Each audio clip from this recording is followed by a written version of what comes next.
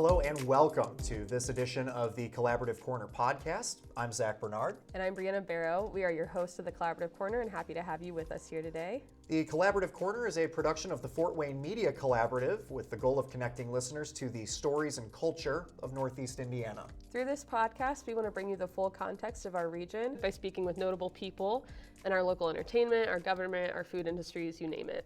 Joining us for today's episode, we're talking with Fort Wayne City Councilwoman Michelle Chambers, who has a career of public service that spans over 2 decades. Michelle, thank you so much for joining us. Thank you for the invitation to be here. So Michelle, you spoke at our local candidate forum back that we had in October before the election. You said that public service runs in your blood. It runs in your family. You have a family of trailblazers in Fort Wayne. Can you tell us what it means to you to be a public servant? It's actually a privilege and an honor to be a public service, as indicated. Thank you for capturing that moment. It's in my DNA. We have been servicing Fort Wayne for over 75 years. It started with the legacy of my grandfather, Edward Elkins, who ran the East Wayne Center. He had national recognition for his adult literacy program, as well as his Head Start program. And then his daughter, my mother, Connie Ford, she a nurse professionally, and then she started a minority women's cancer survivor group, because at that time, long ago, there weren't prosthetics in brown girl colors. It just wasn't wigs. It just wasn't a very supportive system, although women of color at that time were the highest ranking numbers of individuals with breast cancer, and it still, unfortunately, is that today. I am a survivor, stage 3 cancer survivor as well. So it's just in our blood. You assumed office on January 1st, 2020, and made Fort Wayne political history by being one of the 2 first African-American women elected to City Council, as well as the first woman to hold an at-large council seat. You oversee all 6 districts of Fort Wayne in that role. So how do you ensure that the voices of all the stakeholders in the community are being considered and heard in the decision-making process? Thank you for that question, because I've been very intentional in making sure that I'm accessible as a councilwoman at large.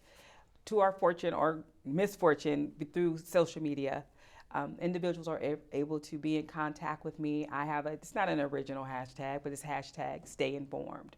So I'm very intentional with providing information about what's going on in the city, what's happening in the city as it pertains to the city itself, and what my roles and responsibilities are.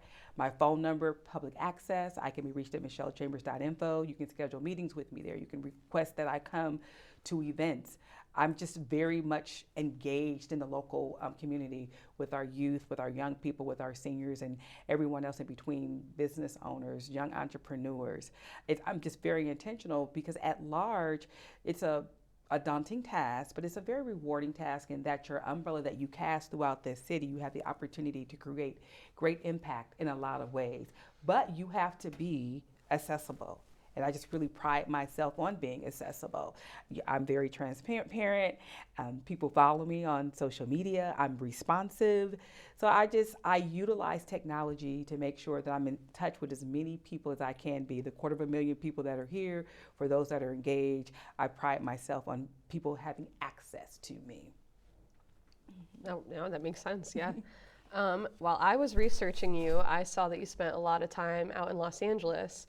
And I know you were just saying you relocated about 14 years ago, so I was wondering, like, what made you want to come back to Fort Wayne, and then also, like, what experiences and, like, kind of lessons that did you take from working for a huge, one of the biggest cities in the country to coming back to Northeast Indiana? What did you learn from that? They say home is where the heart is. This is where it all started for me. We relocated to California for the 3rd time, and permanently. We had tried, my parents, I should say, I was a very young girl, 72, 74, and then 76, it finally stuck up against the wall. So as I began to go through college and began my professional career in public service, I knew that I was coming back home to Fort Wayne. I knew that I'm the youngest of 5. I was the only one left in California after so many years. Everybody had relocated back to the Midwest. And you can talk to my friends in California. They knew that I always said, all of this experience that I'm getting working in redevelopment, community development, economic development, and human services, I'm going to take all of this experience and I'm going to go home to Fort Wayne, Indiana, and I'm going to run for local office. I was very intentional with my professional career. I've been very fortunate in those 25 years that I spent in Los Angeles working in public service that I was tasked with being a leader on some pretty big and extensive projects. from human services, from economic development to community development. My mentors at that time, they entrusted me to take on those projects. Working 25 years, I was fortunate in my career. About every 4 years, I had the opportunity to take on huge tasks for this city. Helped to lead up the Los Angeles Bridges program. It was a gang intervention and prevention program. Had the opportunity to open 9 youth and family centers throughout the entire city of Los Angeles. So it was a unique concept at that time where it housed several nonprofits providing services to the community that they were servicing at no cost. So it was a great public-private partnership.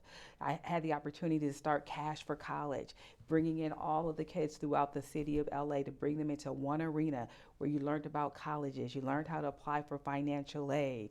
So I did that with the city of Los Angeles, and then I had the opportunity to go over to the city of Carson. And that's where my redevelopment career started. Very happy about what I was able to do there. I like to say I was working for a city where the founders were still alive. It was a fairly new city. It used to be an industrial area, then it morphed into a bedroom suburban community. And with that being the case, they were very passionate about what happened in the city. So I had the opportunity to bring forward affordable housing for first-time home buyers, affordable housing for seniors. So I had a very full and extensive career, and I knew that all of those things that I learned in California, I could come to Fort Wayne and be an asset, whether I was working for the city or being a councilwoman. But I was intentional in running. So I was intentional with my career because I knew I wanted to come home.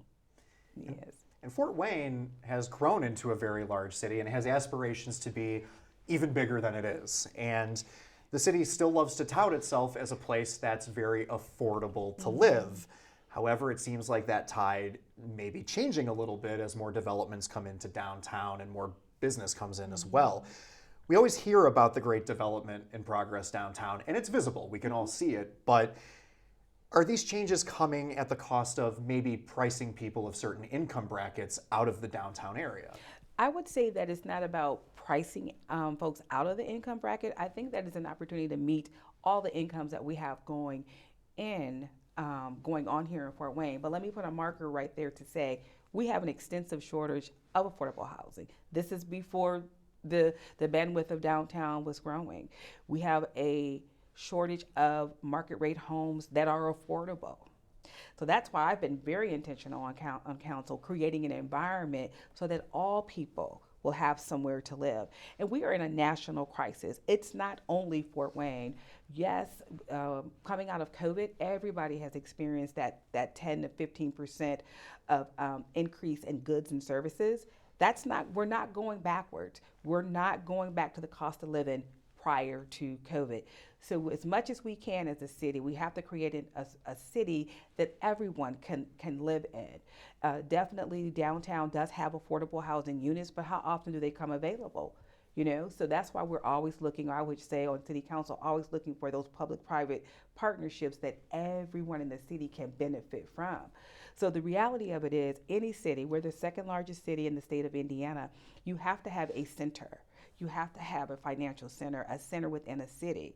And then it goes out like a web, like Charlotte's Web. You go out to your quadrants, and we've been working intentionally since I've been on council to make sure all the quadrants as well, we live in this quadrant system, they're receiving and benefiting from the growth that's happening.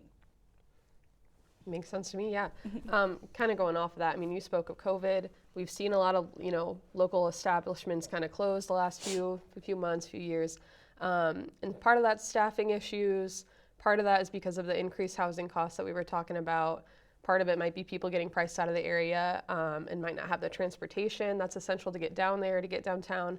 I guess, what can the city do to help and protect the businesses still standing and sustain those parts of the city's identity? Well, we were very intentional. We were able to get some ARPA dollars, and that buck of that money was for businesses. So we were very intentional in helping. We had 2 supplements of dollars that came through because of COVID, and then we had most of that money went back to reimburse costs that were related to COVID. And then we had the 4 buckets of money that we could utilize for folks to apply for grants. We were very intentional in having a bucket for business owners, restaurants and things of that nature, so their doors could continue to be open. What I like to share with individuals is this: imagine a budget, your home budget. And imagine that you had a $235 million budget, and nearly 70% of that money went to protect you. 70% of our money goes to public service. So we essentially have about $79 million left to run this entire city. So I think that we have been doing a wonderful job in developing, finding opportunities to be able to keep businesses in business. We're not a bank, but we have to be creative as legislators and work directly with, it's the mayor's budget, absolutely. Only thing I can do, or we can do as a council, is cut it. But we can work with the mayor to support those public-private partnerships where we're creating an environment where we're creating our tax base and we're creating revenue for the city so that we can be able to help our businesses, help our constituents, create an environment. I was very fortunate enough to be able to expand the EDTA areas, economically disadvantaged targeted areas, for affordable housing. At one time, we could only do affordable housing in a very small area of the city. Well, last year, we were able to expand that map, and we can do affordable housing developments throughout the entire cities, which creates a 10-year tax abatement if the particular affordable housing developer is going for a tax credit through the state. See, that's putting those opportunities together to make it more financially feasible for an affordable housing developer to come to Fort Wayne and look at Fort Wayne to develop affordable housing. So when you know there's opportunities out there, you can connect public entities together with the private market, and we're working together to try to get more doors. It's a national crisis, and we're doing everything, I can say I am doing everything I can to help get more doors in the city. I hope I answered the question. No, that I was kind of great, got on yeah. my passion. Yeah, about no, and I housing. feel like you're being very transparent too about where the money's going, what you guys are intending to do with the money in the grant. So yeah, I appreciate your answer. Yes. And housing is mainly the focus of this conversation, so that was such a thorough answer. You have to forgive me if this question will force you to repeat some things, No and I problem, appreciate no problem. how thorough you've been, but we are always hearing about great large businesses coming in. We just heard about Google, and Amazon was a big one a few years ago. This is obviously a very good and impressive thing, but we've also seen cities go in that direction and ultimately discover that down the line, everything that they loved and remembered about a place is changed as a result of all that, seemingly when it's too late. So how does Fort Wayne ensure that it holds on to the identity that it's proud of and that it doesn't maybe turn into a San Francisco of the Midwest? What is our identity? That's a good question. We're the Summit City, right? So our identity is that we are an affordable city to live in. We want to make sure that we remain affordable, but we have to bring in industries that pay more than a minimum wage. And if we just have everyone, I have so much respect and honor our service industry folk. But if everybody is working in the service industry, how do we scale our city? So that's why we have to be intentional with our public-private partnerships that we enter into. We have economic redevelopment tools, because I'll remind you, we only have about $79 million left to run the entire city. So we're not a bank, but we have to make sure we're in position. We have the infrastructure to bring in these large entities that would like to come in to our city, that we create an environment when we're hiring and bringing in large entities, and we're building houses at the same time so folks have places to go. We want to make sure we're working with CityLink. CityLink is based on rides. We have to create an environment where people are able to utilize our transportation system better. So it takes a group collaborative effort to make sure that we remain that bedroom community with a city vibe. I always tell individuals, we are the big little city. Everything you can do in Chicago, Detroit, Indianapolis, you are able to do here in Fort Wayne. But we are designed enough that our urban core, it doesn't span the entire city. So we still have that bedroom community. You can go 5 or 10 miles out and be surrounded by farms and corn husks. So it's, I can't say that we will ever have a San Francisco vibe, but we are going to grow, which is beneficial to us. We are an aging community. Anytime that I can talk to young people and encourage them, please come back to Fort Wayne, stay in Fort Wayne. We have those corporations you could go and put all your talents and live and raise a family, but we have to also remember, we are moving in a time and an age, not everyone wants to be a homeowner. People want to live in walkable, livable communities. Younger folks prefer to travel versus having a mortgage. So it's a balancing act. There's a trend amongst seniors. They prefer to sell their homes and just go ahead and live in an apartment. So we have to be in alignment with the trends. Our all-in plan, it speaks to our housing market, our housing stock, how we need to adjust. We just passed the container ordinance, which means a container can go on a smaller lot. We can begin to fill in those smaller lots just to have this been eyesores, causing blight. So, we are trying to adjust as in city, as everyone in this nation is adjusting. We're all aging cities. We are cities that are trying to attract young people, and we want to keep our older people as well. A lot of individuals in your position love to speak for what millennials and younger people want, and most of the time I'm sitting there thinking, not really. Oh. It sounds like you do have a good understanding of that, which I appreciate hearing. I was about to say the same thing. I was like, she's really speaking. Yeah, no, that's like a bullseye. It's like, we Yeah. do like to travel. And, Yeah. And it's okay. I mean, for me, I grew up in a generation, the goal was to pay that mortgage off. You're done with it, you pass it on to your children. Well, some people have opted not to have children. I know a lot of my friends, younger friends, who are not going to have children. So we just have to have a housing market and a housing start that adjusts to the needs of the people that live in the city. I feel like you explained that so well. I just learned so much, and it makes so much sense. Like you need more people taking the CityLink buses if you need people to. I mean, I've worked in the service industry for many years in Fort Wayne, and so it's like you're right. We need more. I worked in the service more of those industry big in companies. college, Yeah, you get it. Yes. Okay, so again, I'm going to go back to the local candidate forum. Back in October, you said you wanted to be reelected because you still have work to do. What is your vision for the future of our great city of Fort Wayne, and how do you plan to achieve it? Do you have any long-term plans or projects that you're excited about in particular? Yeah. Well, I'll start with my housing. Fortunately, I had the opportunity. I learned about a residential tax abatement. We have tax abatements for affordable housing. We do tax abatements for private-public partnerships. But back in 2015, the state of Indiana passed an ordinance, a statute, that said that we could have a 5-year tax abatement for residents that were moving into areas that helped to eliminate blight, or they were doing a substantial improvement to an existing structure, 1 to 4 units. I'm like, wow, why aren't we using this? Well, once again, the map was very small, the area that it covered.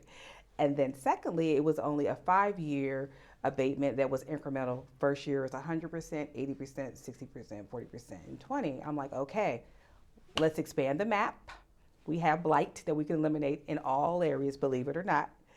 And then let's see if we can get this to be 100% tax abatement for 5 years on the appraised assessed value, the new assessed value. That's how that works. If you bought a parcel of land for $30,000, when you purchase it, you get it all built, it's $100,000. You're going to be assessed on the new assessed value. You'll get that 5-year tax abatement.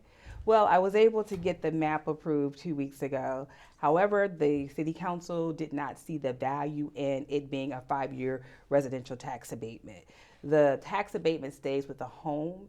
If the person started the tax abatement and moved out, it would still remain on the home. The person would just refile the application, and then it sunsets at the 5-year mark.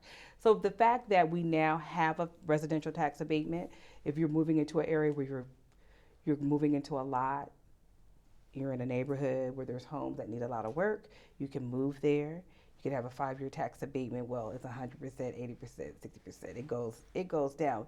The purpose and why I was excited about that is home ownership can be daunting, and it can be a shock to your finances. So it allows you to gradually get used to that twice-a-year tax payment. And it creates an environment where people are taking pride of home ownership in that particular neighborhood that needed to have that blight eliminated. So I'm going to continue to find creative ways to get affordable and market rate housing to our city. I just got to figure out different formulas, but that was one step. That was an early win in the first of the year. Continue to be in conversation with our police and fire. Absolutely, our chiefs report to our mayor, but I am intentional on meeting with our public safety leaders to find out what their vision is, what their goal is, sharing with them. We've been very fortunate. I was the chair for police reform and racial justice. And out of that, we have recommended, them changing their recruiting efforts. So they began to recruit and get recruits that look like the city. So if you will see in the last 4 years, we've had very diverse recruitment happening with our police and with our fire. Everyone in the nation, there's a shortage in public safety and hiring quality people. Unfortunately, with the George Floyd incident, the nation, the negative messaging that was going out in the world about policing has had an adverse effect on individuals wanting to work in public safety. So they're doing a great job in doing that and doing recruiting and hiring. So staying in conversation with them, making sure that we are looking at those data center deals or other larger companies. Why can't we have a Google campus or, something like that? Bringing in those public-private partnerships that generate living wage jobs. We have to be able to remain competitive. The beauty of Fort Wayne is if you have corporations here that are paying well, you can still be a stay-at-home mom or dad while one person goes out and works. We are a family-driven city. We have to create an environment if someone wants to stay home to raise their children versus, raising them in daycare. We should have employers that are here to create an environment for families to be able to do that. So housing, living wage jobs, public safety, and they continue to work with the administration to get money in our neighborhoods. The mayor in this last administration, they have quadrupled the money that's going to streets and alleyways into neighborhoods. It's a very strong department. Any way that we can increase those monies, help the mayor increase those dollars to get to the neighborhood, that's critically important too. We're an aging city, so we have older neighborhoods. We gotta make them brand new and sparkly again. So just working on those things that are important to our constituents.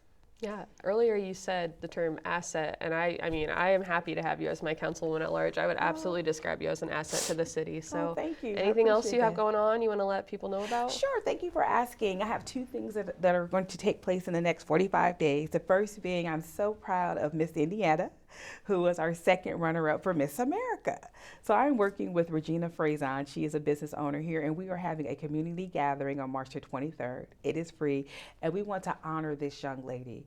She graduated from college. She's a nurse at Riley, and she was on the big stage of Miss America and became the second runner-up. That is something that is worthy of being celebrated and honored. She is a product of Fort Wayne, Indiana, that national recognition.